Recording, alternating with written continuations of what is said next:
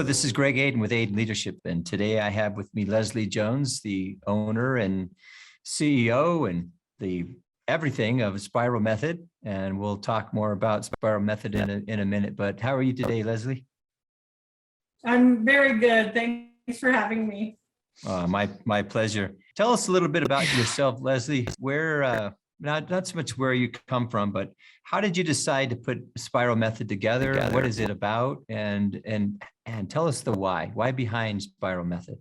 You know, I realized, I don't know, 15 years ago maybe, that community is malleable. It's not fixed. It's whatever we relate to or say is community in any given moment. And so Spiral Method is specifically for small groups, 12 to 16 people, and how to guide a community, guide a conversation over time such that it's sustainable, it's healthy, and we're avoiding many of the pitfalls that happen in groups of people. That's how I think about community is what's happening right now today, and are we robust? Are we up-leveling each other? Are we nourished? And are we safe enough to allow for nourishment and being witness in each other's lives? And then rallying, like what's happening in Boulder County right now, you know, rallying when times get tough.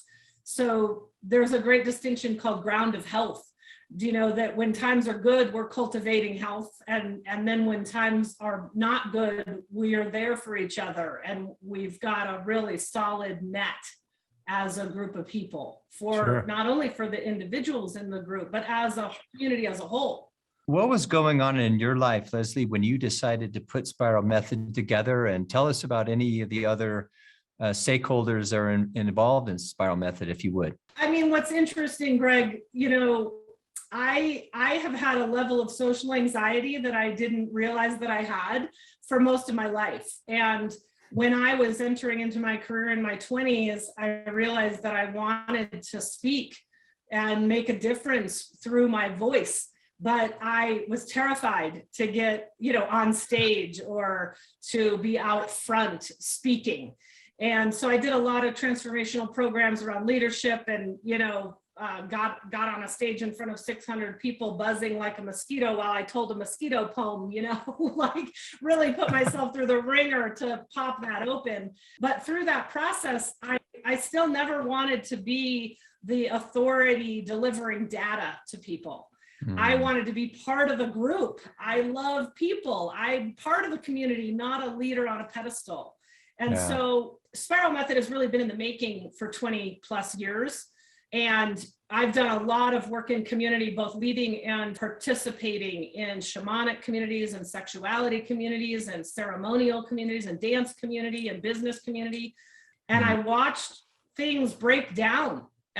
People, either the community would blow up because something would happen or it would fizzle out. And there was no real acknowledgement or understanding of why communities would, you know, end.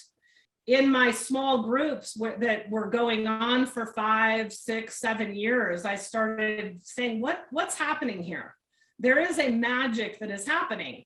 And the people I was working with would say, well, you're a really good facilitator. I'm like, well, that's part of it, but what else? And well, we're awesome people. We're really good participants.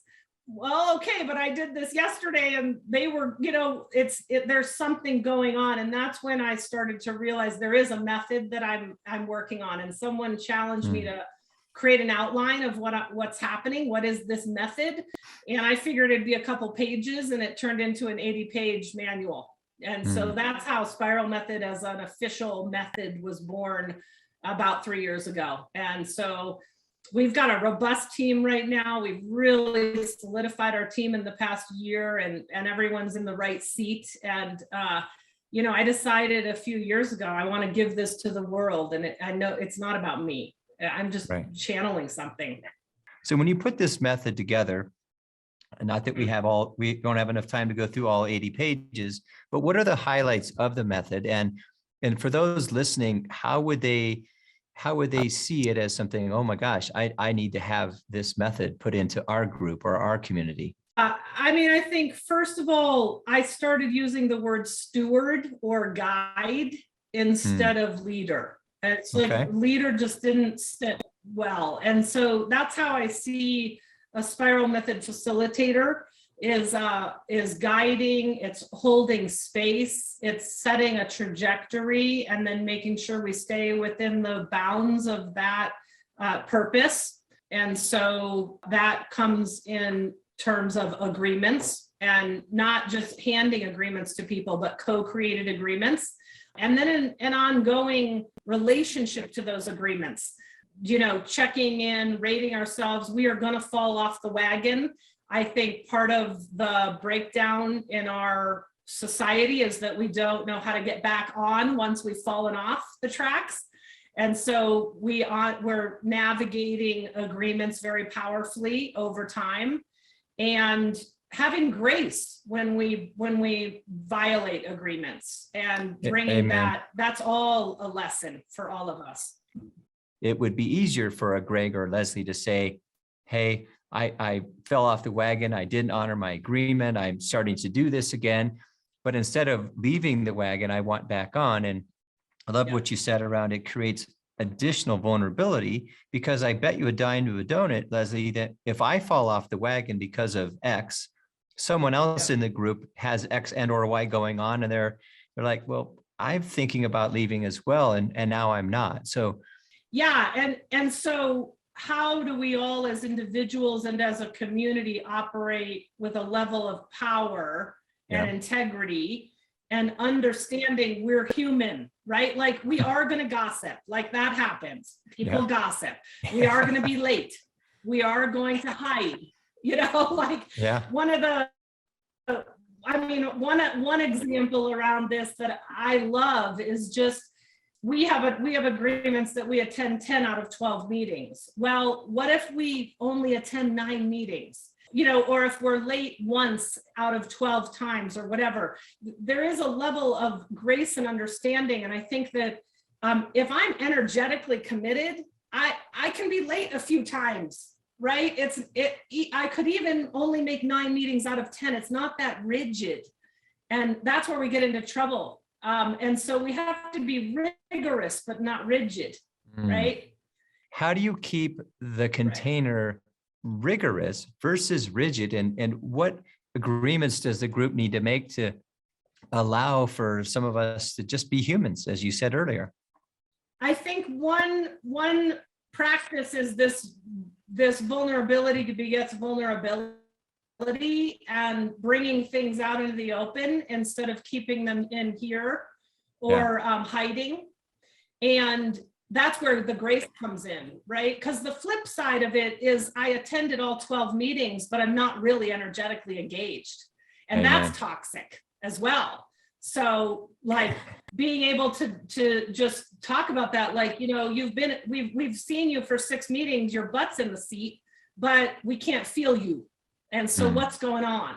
Well, and you said that that's toxic as well. And what you said is I might be in every meeting. I might show up on time and I'm sitting there, but I'm really not participating. I'm not adding anything. And what's worse, someone that's there 9 times out of 12 that really brings his or her spirit and energy, or someone that just shows up and quote unquote paying their dues. I believe you really don't want a group or a community full of those people either, correct? Right, exactly.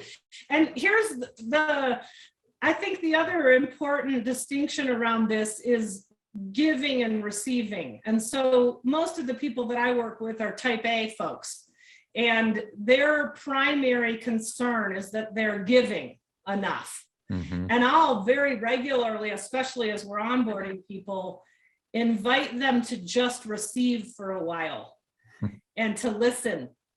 And when someone stands up and says, I need 20 minutes today, I need some input, I don't know how to handle something, that's a level of vulnerability. And it takes a while for most people to say, give me 20 minutes of the floor to just receive. Those are the moments that deepen trust, that let us into someone's life. Hmm. and have us feel like they're a full-on participant, way more than the let me, I have a resource for you, or here's how I did something, maybe that'll help you. Yeah. The receiving is much more powerful. Mhm. Well, I believe whether you're the guide or the leader or man or woman, I've often said it's very difficult for a leader who's a type A, like you said, to raise their hand and say, hey, I need help, or I'd like to receive, or I'm uncertain. But these communities that you're coaching and you help to build, it provides a great container for someone to feel safe, feel vulnerable, feel courageous, and then have an opportunity to say, I don't need to be the powerful, what, outside of this room. I get to come in and get served. And not everybody knows what that feels like. And these kind of meetings, these kind of gatherings, these kind of commitment oriented groups lead to agreement, which leads to efficiencies. And that's why I believe what you're doing and others like you then are creating bonds within human beings, men and women both, around what is it that we will do and when. And I don't believe we make enough agreements, Leslie Jones. I believe we say things and then we kind of water them down with traffic and parents and excuses and siblings and work and I believe we need more agreement-based, alignment-based, commitment-based groups. So we're not only holding others accountable, but we're holding ourselves accountable. And I'll leave you with this question, Leslie, is if I was a young leader, what would you tell that young leader today? Yes, so good. I think you nailed it earlier.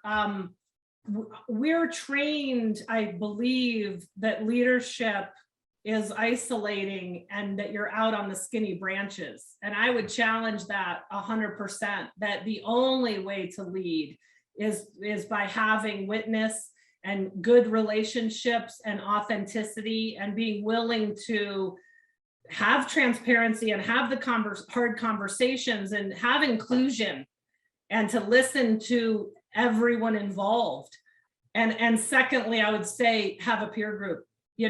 Have a peer group. I wish that I would have taken that on a lot earlier in my career. And I hear that all the time, that, we're in our 40s or 50s with peer groups, and start in your 20s, start right away.